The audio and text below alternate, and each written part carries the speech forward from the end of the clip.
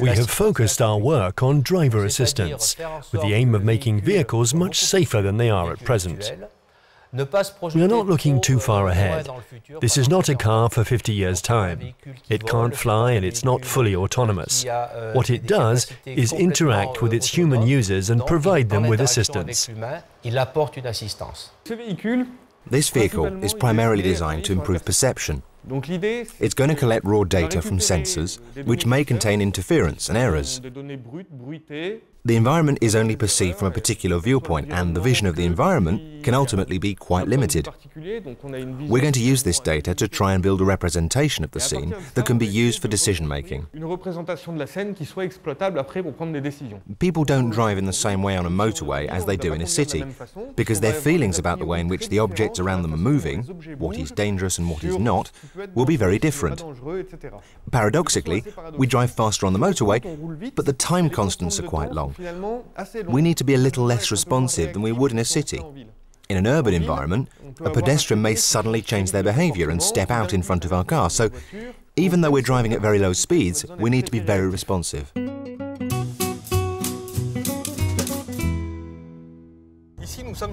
Here we're on the motorway, observing a fairly typical road scene, and we can see data that we are receiving from the vehicle's sensors, which are displayed on the screen here. For example, you will see the images captured by the cameras. Here, in black and white, is one of the stereoscopic images. In colour we can see the image supplied by the monocular camera. Next to that, in red and green here, we have the laser impacts, which we can see either projected onto the images or in 3D on this type of display. We already have systems that allow us to monitor the car in front in a completely automated way, via a speed camera at the front end of the vehicle, so these functions already exist. The idea is to extend them so that we can also change lanes, predict what is going to happen and take the right decisions at the wheel. We advocate this approach a lot within the team. It's based on the concept of a probabilistic occupancy grid. This is a representation of the environment in which each cell is associated with a probability of being occupied by an object or not. So what you see here in blue are all the regions of the environment where we are sure that there are no objects. We therefore know that we can drive in those places. In red, under the laser impacts, we can see the regions of the environment that have a high probability of being occupied, particularly the safety barriers. And when we approach a vehicle, we will see there is also a high probability of occupancy, so we most probably can't drive here. It's a high-risk zone. Finally, in orange, we have all the regions that are not observed by the sensor, or for which we do not have sufficient information. For these, the probability of occupancy will be close to 0.5, meaning that we don't know what there is there. We can also go up to the next level of perception and start to detect objects. The idea would be to segment our grids so as to find the high occupancy regions and try to convert these regions into a notion of objects. In other words, here there is a large cluster of points. The region appears to be occupied and it is probably an object. Once we have objects, we can track them over time, allowing us to estimate their speed and predict their path. In a town environment, one way of estimating short-term risk is to adopt a geometrical approach. We observe the future path of our vehicle and the objects that may be found within that path. If there is an intersection between this path and the different objects in the scene, then there is a risk.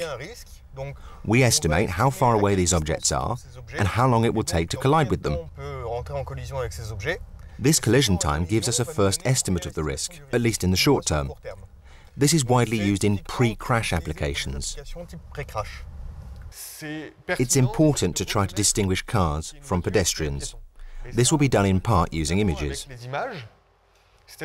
We have learning algorithms that we supply with large numbers of images of pedestrians, so that the computer itself learns what constitutes a pedestrian, finds the best model to represent a pedestrian internally, and then, when it is shown an image, tries to determine whether or not it is a pedestrian by comparing it to the model it itself has built. Consequently, when we recognize the objects, we know that they move differently. A pedestrian can move in any direction, whereas a car is restricted by its wheels. So, depending on the object concerned, we can apply different dynamic models to predict their path in different ways. We can then take this approach further. Once we recognize the objects, we know the object class to which they belong, and we know how to predict their path.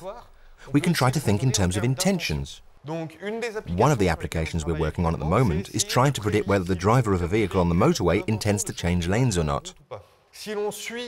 If we follow the road markings over time using a camera, we can determine where the vehicle is on the road and, using a model that we will have learned according to the way in which the vehicle will move around on this road, we will be able to predict that the vehicle is going to change direction soon, or that it was just a little wobble of the kind that often happens when you're driving.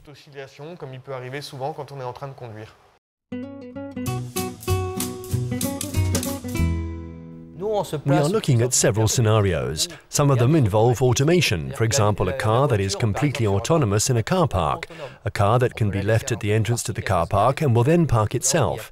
In that scenario, there is no interaction with humans.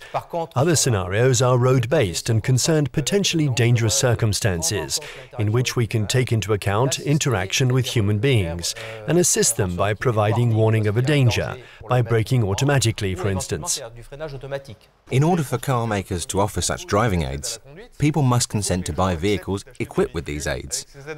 In my view, the acceptability of such aids will depend in part on how well they can be personalized to suit different driving styles. There are people who like driving a lot, others who drive nervously, others who drive slowly. Driving aids should adapt to these different driving styles, so that drivers are not limited by their cars. Otherwise, these models with assisted driving will never sell. The other aspect is what the driver doesn't see. I think that is the cause of 70% of accidents, lack of driver awareness. Now, the car can give the driver prior warning by saying, "Warning, danger to the right. You can't see it yet, but there is a car or a pedestrian or a cyclist arriving on your right," so that the driver can react accordingly. If he or she does not react within a second, the car will take the initiative and react for the driver.